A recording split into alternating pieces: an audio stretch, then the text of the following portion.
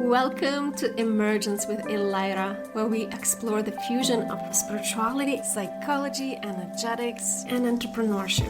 I'm Elira Tichkuti, your guide on this journey into unfolding new, conscious, heart-based business paradigm and our own emergence through that.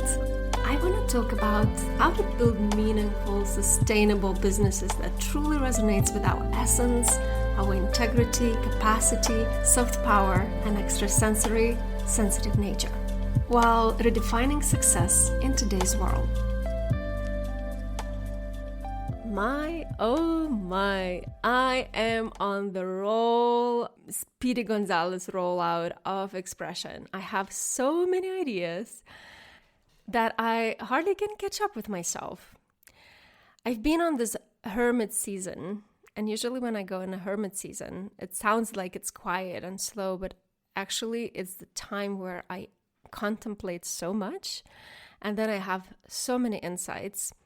And then there is a new way where I just want to express it all. And I have to express it because otherwise I have this block in my throat. Like it's the energy that didn't flow and then it's just no good. And today I really want to share a very hot topic and bring the discussion and bring my perspective and insights about copying the concepts, the words, and the work of other people. And also, what is the AI role on writing that copy and expression, and what is my relationship with it? And I think it's very shady, very nuanced topic. And there's no right or wrong, but there is right or wrong about this. And if you are some kind of visionary or thought leader or pioneer of some sort, you will encounter this. You will encounter people copying your work, copying your phrases, your language, and what do you do about it? And how do you make meaning out of it? How do you respond to it? How to deal with that? And this is what I want to talk to you and to share my perspective, how I found peace and balance with that. And I hopefully will help you, because at the beginning I was trying to protect myself from that, and it didn't do any good, because then I just don't share. And then I just don't go wild and bold, right? And it doesn't do any good for anyone. So first of all, let's name the elephant in the room. There's a lot of copying, a lot of stealing and adapting as their own thoughts, and even the copy itself and approaches. Often now we have another layer of it when AI writes it and people put it as their own. And it's really big problem in the industry. And often people now share and doesn't even address or credit the source. It went a little bit shady, and there's a lot of that. And it's our responsibility and integrity, first of all, to credit the source and the person. But on the other hand, if we look on the bigger picture, a lot of us are trying to find our voice. A lot of us have a repressed voice for centuries. We were not allowed to speak up, be too much, to have our own opinions, to disrupt. It's very disturbing for our nervous system. And as well, we didn't practice. I definitely still practicing find my voice and find my expression, and it's evolving while I'm doing it. And also there's this season where, for example, when you find the concept or you embodying the concept, but you're not there yet fully. Sometimes we need to borrow other people's words to find our own voice, to anchor, to land in our own unique, authentic expression. And we need to do it, to practice it, to get there. There's no other way. For some people, just they are natural, they're born with this. For me, not. I had to practice. And I had moments where I was working with coaches and I see, oh my gosh, I'm embodying part of the concept that's part of my methodology, part of my approach to the business. Like, for example, capacity-based growth. When I birthed that, I deepened 8 capacities with different coaches. I want to see their perspective, their approach, their influence on me. And with some of them, I really spent quite a while of time, like a year together or a couple of years together. And there was a moment where I was having conversation with them, with one of them, I said, okay, I feel like we're spending so much time together and our work a little bit overlaps. And integrity is something really, really important to me. And I do feel your work really influenced me. And I'm embodying part of your work that you already embodied. I'm learning from you. But I don't want to like steal, or that it sneaks out unconsciously that I stole your work. I stole your approach. And I just brought it up in the air, like in front as discussion, like, how do you suggest me to approach this? Like, how do we make it clean and clear with integrity, that I don't abuse you, I don't steal your work without my intention to do that. And I remember she was so sweet. She said, like, just that you're raising this question, that you're thinking about it in advance even, it shows your integrity. And my solution for that was, I contemplated a lot. She didn't give me advice on that, but integrity is something important to me. So I was like, how do I settle with this that it feels good? It feels integrity with me, to me. And then I decided just to list on my website all the people that influenced me. So when you go About Me section, there are a list of people that I really spent substantial amount of time, that they supported me and they had some angle of their work that really shaped me. Still, my work is like very authentic, I think, and very embodied through me, but it's a blend of a lot of things that I experienced, I explored, I investigated, I experienced through my own journey. So, and I put their links, and I put their website, and I put appreciation. And this felt like in integrity. It felt like, okay, even if our work overlap and maybe some wording overlap, at least I honoring crediting them on the website, that's the work that shaped me and influenced me. But then were several waves in my work where people literally reach out to me sharing like, hey, she or he's copying your work. Look, it's your language, it's your work. Like, it's completely like copy paste what you said, what you're talking about. And the thing is, my design, and I know from human design, from astrology, is a lot about being visionary. I'm often a little bit ahead of the time with a lot of things and concepts, comparing to where collective is. And often it's my gift and my struggle, because my art of expression, and this is why it's a challenge for me, to find that meeting point, that access point, that what I have, that vision, that philosophy, that concept meets the people, like access people where they are, or they could access that. And when it becomes the trend, the collective norm, I kind of already to the next thing. It's very annoying because it's not good for my money. But that's how I function. That's how I am. That's where my heart is. That's how I reflect, contemplate, and share. And like, that's what inspires me. And so what do I think about it when people send me, or I find out that people literally like copied my post or shared my concepts and didn't credit me? I actually don't feel bad about it at all with me. It's really, really nice when people do things with integrity, because that's something I would love to see in the world more. But when I see those things, I know frequency is everything. So sometimes, as I said, people need to borrow your words to find their own voice. Maybe it's their own becoming or embodiment through talking about it. And they can replicate your frequency. They can replicate your embodiment. And people feel that. people getting more and more conscious, more and more tuned and intuitive. And even if they, let's say, got success out of it,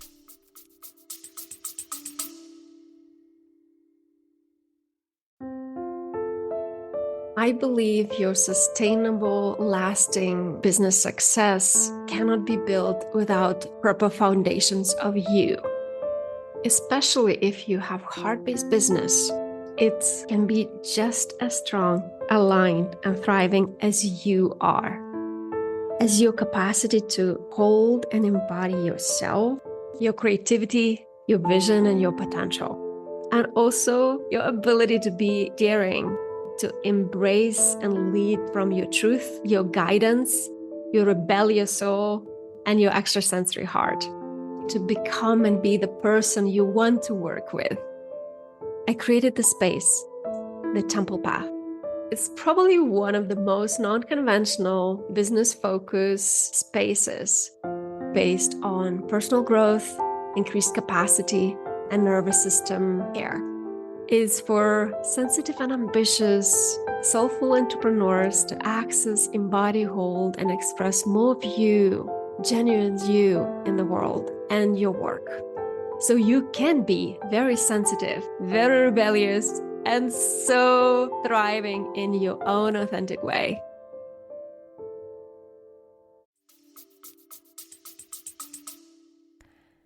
On the long term, people will figure out if they really embodied that, if they really sustainably in integrity with that. Because if not, it's a fluke. And I'm all about long sustainable success, not the trends, not the cycles. Another thing, would I really deeply care if my concept, my post, my share went viral? And I had this recently, where my post about how we made coaching industry a little bit commodity and too commercialized, and we cheapened the sacredness of it, went viral. And I literally had this topic and conversation because there were people who posted without a credit, reshared, like literally even didn't change the copy. And there were people who did. And the funny thing, there are always people who come to me and share this. Like, hey, look, someone copied and didn't credit. Like, I never find out myself. It's usually people with integrity that bring that to me, to my attention. And you know what I said to them? You know what? I really don't need the badge. I really don't need be celebrated or recognized or red carpet for it. It's absolutely beautiful if I get that. Like, I'm not saying no to that. But what I deeply care, if I set the trend of this approach where we are more aligned and it touched so many people's hearts, like it went really viral and people really resonated and showed me how collectively we are on a tipping point of this tiredness of performative business culture instead of being a coaching culture. And if this post sets the trend where people start talking about it, discussing about it, sharing about it, and it shifts the collective tipping point, this is more than success for me. If I get to set the trend, even if I don't get the credit, this is beyond for me the success. This is the success for me. And also, I really trust in abundance instead of scarcity. You cannot really steal stuff from me. There's so much in me. There's so much richness. There's so many ideas, so many thoughts, so many visions. Like, there is a well of it. You cannot really steal from me. I have more. And also we all have people that we resonate with. We all have frequencies that we resonate. That's why I always say the frequency is first, not the words themselves. It's the frequency we infuse the words. I've seen people using the same words and it feels so different. And I also think collectively awakening is happening so fast and there's so much needed support. And there's enough for all of us to do this work. Like, the more the merrier, the better. And I'm not for everyone, but that maybe other person is. And if they use similar language or their own similar approach, I think there's enough for everyone to support and to be with their people. I don't believe in scarcity in that approach. I don't believe you can steal client from me, because it's not me who makes decision who's my client in a way. It's the client who makes decision, who makes empowered decision. I just can empower the client to make that decision, but it's up to them. They are the last sayer, who they work with and who they resonate with, and what language, what word, what frequency they're drawn to. And I also had that reversed. For example, I spent a lot of years basically with Oracle Go, Jacqueline Hobbs, and she literally shaped and influenced my life to beyond level. And though I have a lot of access of universal laws and spirituality, how I see and integrate an extrasensory nature, I sometimes send people to her to say, okay, if you want to really learn about how universe works and what's going on in the world, and embodiment of frequency of high level and purification, go to her. She talks about it. She has the immense library of it. And sometimes I wanted to quote her to explain her concepts, but my integrity didn't allow me. And I was like, no, I prefer you go to her, because I don't want to translate it wrongly or distort her message or her way, or what she's saying. Maybe I misunderstood and understood my way. So check it out. And then people come back to me and they say, yes, but somehow the way you share it, the way you embodied her knowledge, it resonates to me more. It lands to me. Can you explain to me? So it's just staying with your integrity, with your embodiment, with your honest truth, where you are with that. Where's your voice? Where's your expression? Are you being integrity with yourself and others? That's what it comes to. And there's more than enough for everyone to support. And even if we say the same thing, it lands to people differently, because, again, we infuse it with our frequency. And people feel it. People really feel it. And I'm actually glad that a lot of different people talk about the same thing, because, as I shared before, we need as many different access points to the same thing as possible, because we have many different people and it clicks to different people in different way. And as well, if someone steals my copy, I know it's their journey. I would never want to build my business on the falsity. And that's all I need to know, because we are only as spiritual as our integrity extends. And the same goes with AI. I think AI can never really steal your frequency. It can write a copy for you, and we all start to sense when it's AI and when it's you, especially when people know you and follow your journey. And yes, your voice, your expression evolves and changes. I definitely evolved so much. My voice changed so much. I even get comments from people even literally your voice itself is different. But our nervous system is so sensitive and so attuned, especially when you get more conscious, more awake. Maybe we cannot pick up with our brain and eye, but our nervous system picks it up. We can sense it. Somewhere we can feel something is off, something is different, something is not aligned here. There was a study done, and people could pick up, people's nervous system could notice and recognize when it was AI generated picture and when it was not.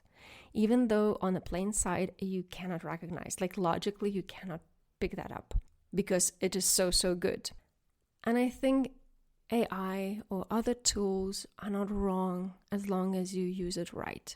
If you use AI to empower your voice, to help find your voice, to fine-tune, to learn to express your voice, it's a very different approach and relationship with it than you would be hiding and delegating your power to AI. And if AI wouldn't write a copy for you, you would be crushed and your business would be crushed. That's a very different conversation to have. And you have to be honest with yourself. AI is not a problem. You have to look in your own problem. Where is the issue and the block of your power, of your voice, of your leadership, of your expression, of your embodiment and creation of body of work instead of hide behind AI. That's never going to be sustainable long term. Yes, you may hide for a while, but how is that fulfilling and meaningful and empowering you? I personally always had to use some sort of system to help me write, in a way more of edit. I'm very good at birthing first shitty draft, but the way I write, I do a lot of grammar mistakes because I have neurodivergent brain and a little bit of ADHD sometimes, and my thoughts are so fast and writing is so slow that it's just mismatched, and I just go in such a deep place in me when I'm contemplating. It's the birth, and I'm very good in that first shitty draft, like coming out of me, but then polishing and fine-tuning. Even if I do it myself, I still miss some mistakes, some grammar mistakes, to the point that once I even, in my newsletter, I said disclaimer at the end. I probably left some mistakes here, even if I checked it. I just always do. I don't know. It's just me, my thing. And please accept it, because I don't want it to stop me from writing. So I always use some sort of like Grammarly to check my grammar, to check my mistakes, to get it polished, because I love when it's neat. I love when it's clean to read, when it's understandable to read. And I don't want it stop me from expressing myself. So those tools actually are supporting and empowering me to express and express fast. Also, I'm not native speaker of English. And though my English is very good because I used it many, many years, I still, when I go into that very, very deep, relax, like almost like sourceful channeling space, my somehow brain shifts to where I was developed in Lithuania. Like the structure, the construct of my thoughts becomes usually Lithuanian framework. And in Lithuania, we have very long sentences and very complicated language and expression. It's very beautiful language, but the construct is very complicated. And I learned that very early on in my career, where I got feedback that you write it good, it's deep, but it's so complicated, and your sentences are so long that I forget the beginning of the sentence when I'm at the end. So I had to ask support to learn these more different construct, that it's clear, it lands to people. Because if it's not a sentence, it's not a thought, it's not idea, but spaghetti, or like really becomes a waffle thing, like how does it do good for anyone? Neither I express myself, neither the receiver can understand it. So sometimes I need this. And I know my biggest birth, especially in writing, somehow in speaking is different, but when in writing, it's somehow I go out of pilot into that very deep place where I start to construct very complicated structure of my sentences. So I needed sometimes support, and I'm happy that systems like AI or like Grammarly could help me with that. I really appreciate, and I'm always aware about the frequency. If they distort my frequency of the words, if my message reduces the power or the frequency of it, the energy of it, I don't go with it. And this is where I tested a lot of copywriters, and that was even worse sometimes because I could feel how they infuse their energy in my words and how different that energy becomes than So sometimes I just leave it messy, leave it imperfect, because frequency, the energy, the transmission that goes with that is more important to me. That's what matters the most, because that's what's actually resonate the most to people, not the most polished and correct English. And the last thing I want to say about this topic of copying the work, or we think other people copy the work, I think we have a collective mind, and we can tap into tune into where collective is. And sometimes a lot of us get the same idea.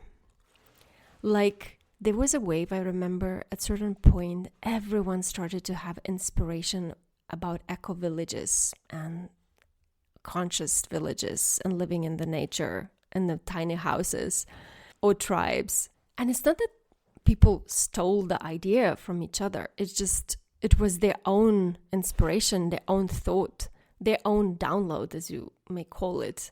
And it all happened to so many people at the same time. I think we are more telepathic.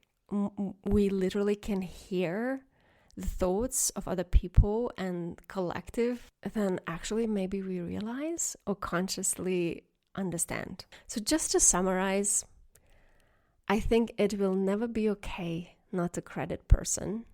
I will never stand for this or credit the source of the origin. Let's keep the standard of integrity. That's not even a question.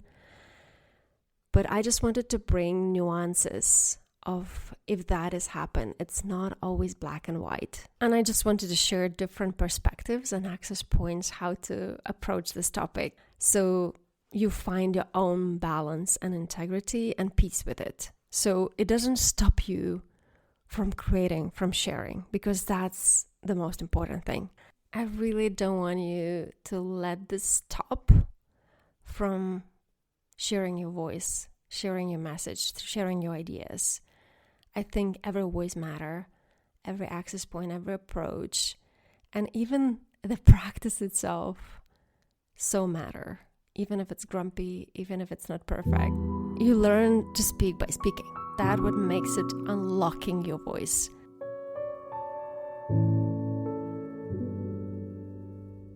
And now give yourself a moment and feel your body. Close your eyes and let this information, this episode, go through your body, anchor in your body. Let it feel how it touches you and what sensations it brings up.